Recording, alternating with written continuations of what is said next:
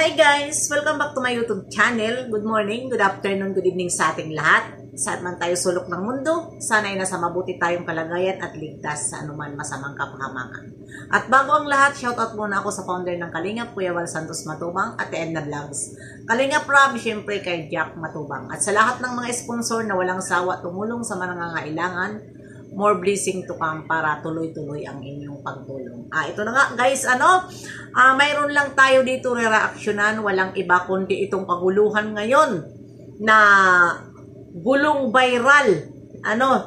Patungkol nga ito sa nag-umpisa lang sa sinasabing group na tinatayo na kapigsa. Pero hindi naman pala yun group. At yun pala ay second channel ni Kapiso. Ito lang ang masasabi ko dito. Kapiso, dyan sa sinasabi mo na ikaw ay, nasabi mo na pulutan ka doon sa GC, ito na magsasalita ako dahil ako ay nandun ako sa loob ng GC. Yung GC na yon, wala ka. At inad ka doon para makita ang mga nanghihinaing sa'yo na against dyan sa tinatayo mong second account na doon mo ilalagay ang Rochelle na mga upload mo at mga content mo. Maraming against at lalong-lalo na si Kuya Val. Yun po ay hindi ka po doon pinulutan at yun lang po ay usap-usapan. Hindi ka i-add doon kung iniisip ni Kuya Val na ikaw ay magagalit ka sa usapan na iyan. Ito hindi sana kami mangingialam dahil ito ay kunting problema lang naman ito at ikaw ang nagpalaki. Ikaw ang may kasalanan dahil ikaw, Kapiso, ang naglabas sa social media ng usapan sa GC.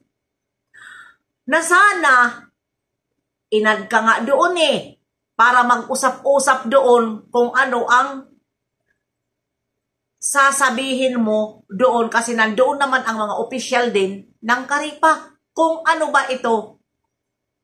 At kung ano ba ang sasabihin mo kay Kuya Val. Pero ano ba ang nangyari, Kapiso? Kung may nabasa ka man doon na konting sinabi ni Kuya Val, sana kinausap mo si Kuya Val.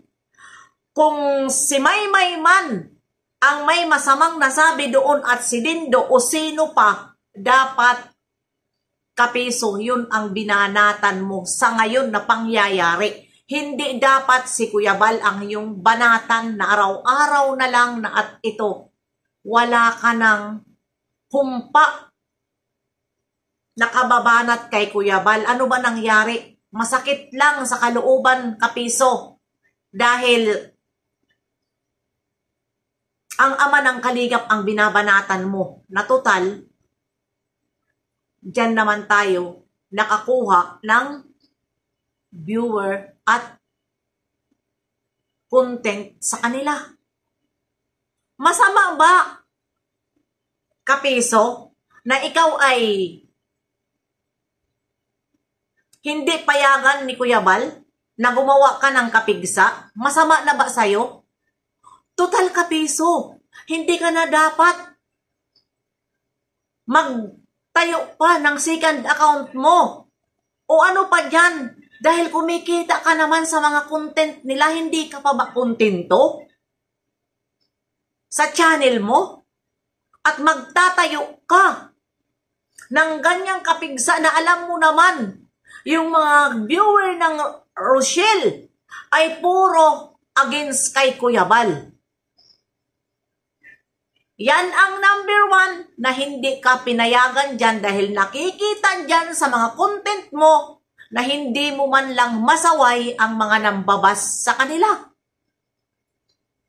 Ito na nga, sa sinabi rin ni Kalingap Rob, dahil nasaktan ka inaamin naman ni Kalinga Prab na pinabayaan ka muna kahit masakit sa kanila, pinabayaan ka muna kahit si Kuya Bal, na ilabas mo ang iyong saloobin. Ano? Ilabas mo. Unang content, pinabayaan ka. Para mailabas mo kung ano ang nararamdaman mo, kung nasaktan ka man doon sa mga sinabi. Ano? Pero wag naman sana bilang kapartner tayo ng Kalingap at puro pareho tayo reaktor. Ano? Bakit mo naman, Kapiso, inaraw-araw? Sa isang araw, ilang beses ka nagpo-content kay Kuya Bal? Na ito na nga si Kuya Bal. Hindi mo ba nakikita, nagpapakumbaba si Kuya Bal, minahal ka niya? Ha? Sa ilang taon, Kapiso, na pinagtanggol mo ang Kalingap at ang pagkakaibigan nyo ni Kalinga Prab, bakit mo hindi yan tinanaw kung masasaktan ba si Kalinga Prab sa ginawa mo? At bakit naging serado ang utak mo? Ha? Matatakot ka sa mga basher? Matatakot ka sa mga follower mo na hindi mo sila pwede pagsabihan dahil mawawalan ka ng followers? Ipagpapalit mo dito kay Kuya Bal na dito nga ang kinakampihan natin. Hindi mo masaway-saway ang basher. Kung hindi mo man sila masaway, pwede ka mag-up at sabihan mo na wag natin ibabas dahil ang content ko dito ay Kalingap ito. Sa kanila ako kumukuha ng lakas sa YouTube channel ko. Please, wag nyo ibas si Kuya Bal. Diba? Pwede ka naman magsalita ng ganun na. Diba? At bakit naging big deal sa'yo? Dinamay mo pa ang silver play button mo. Ha? Na yan sana ay alaala mo yun sa pinaghirapan mo. At hindi naman yun dinamay ni Kuya Bal. Ha? Kung nakapagsalita man, sinagot ka man ni Kuya Bal. Nasubrahan ka na. Dahil panay na ang, panay na ang content mo eh. Di syempre, magpapatalo ba ang isa? Samantala, pinagsabihan muna kami ni Kuya Bal na walang babanat sa amin. Walang makikialam muna. Baka magbago pa ang isip ni Kapiso. Baka bukas hindi na yan magkukontent. Lilipas din ang kanyang galit sa atin. Kaya wag nyo muna i-content. Pero ito na, nasusubrahan ka na, Kapiso. Hindi na siguro maganda. Marami ka nang nabibrinwas dyan sa mga sira-ulo mong followers na wala kaming makita dyan kundi si Kuya Bal, Kalinga Prab ang binabas. Matutuwa ka? Natutuwa ka ngayon dahil galit ka pa, Kapiso, sa kanila. Pero sana, inisip mo man lang ang inyong pagkakaibigan sa ilang taon na hindi baga, halos ka, hindi makatulong sa pagkakampi mo sa kanila noon. Naalala mo pa ba ang awayan natin noon? Na ilang oras ka nagla-live? Kakampi mo ang Kalingap? Tapos ganun-ganun ka na lang ngayon? Di ba puring-puri mo sila noon eh? At bakit ngayon biglang nagbago ang ikot ng mundo sa kunting bagay na kunting bagay? Kung si Maymay man ang narinig mo na nagsabi na nagsulisit, bakit mo hindi banatan si Maymay at si Dindo? At bakit dinamay mo si Kuya Bal? Di sana walang gulo. Si Kuya Bal hindi nangingialam. Ha? Dahil mayroon ako kay Kuya Bal Pro. Nag-away kami ni Sangkay. May Kuya Bal ba? May Ate Edna ba? May Kalingap ba? Kalingap Prab ba? Na nangialam sa amin. Wala dahil hindi namin dinamay ang Kalingap. Ama ng Kalingap. Wala kaming dinamay. Di ba?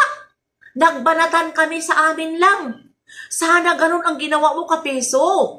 Inisip mo na lang, mayroon man sana doon kayo ni Kuya Bal. Kung may nakita ka man ng pagkakamali ni Kuya Bal, dapat doon mo sa loob ng messenger nyo. Kung hindi mo man kaya, banatan mo si Dindo at saka si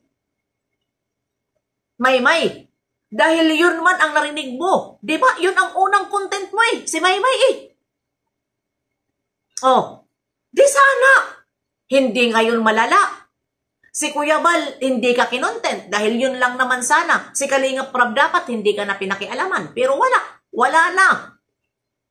Ito na, hinintay mo pa talaga na si Kalingap Prab ang magsalita. Di ba?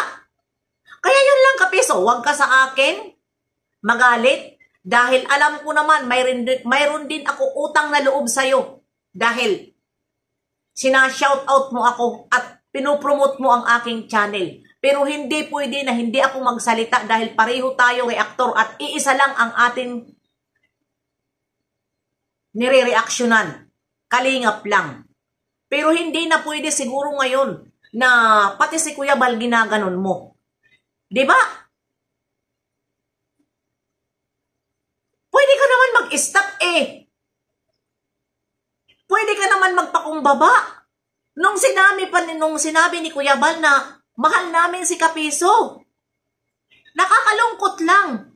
Dahil ikaw lagi ang pinopromote ni Kalingap Prab. Na magaling ka na reaktor. Diba? Pag alis mo, nagpunta ka kay Pugong Biyahero. Bumalik ka kay Kalingap Prab. Nagpaalam ka dahil nasabi naman ni Kalingap Prab, nagpaalam pa ka pa na tatapik ka na naman sa Kalingap. Hindi nagalawang isip si Kalingap Prab. Napayagan ka dahil magkaibigan kayo. Yan na lang dapat sana ang tinanaw na loob mo na hindi sila mahirap kausapin. Biro mo nang isip pa si Kalingap Prab na i-strike ka pero inagaw niya ang isip niya dahil totoo nga naman ni Kalingap Prab. Bakit niya ipapa-strike na pinaghirapan mo yun? Na channel mo. Kaya kung ako sa'yo kapiso, hindi naman si Kuya Bal nagtatanim yun ng galit. I-stop mo na. Tama na. Kung ano na ang sabi mo, tapos na. Huwag mo nang ulit-ulitin pa. Yun lang kapiso. Ayun lang, huwag ka sa akin magalit. Ito ay opinion ko lang. See you next time ng upload. God bless sa ating lahat mga kananay.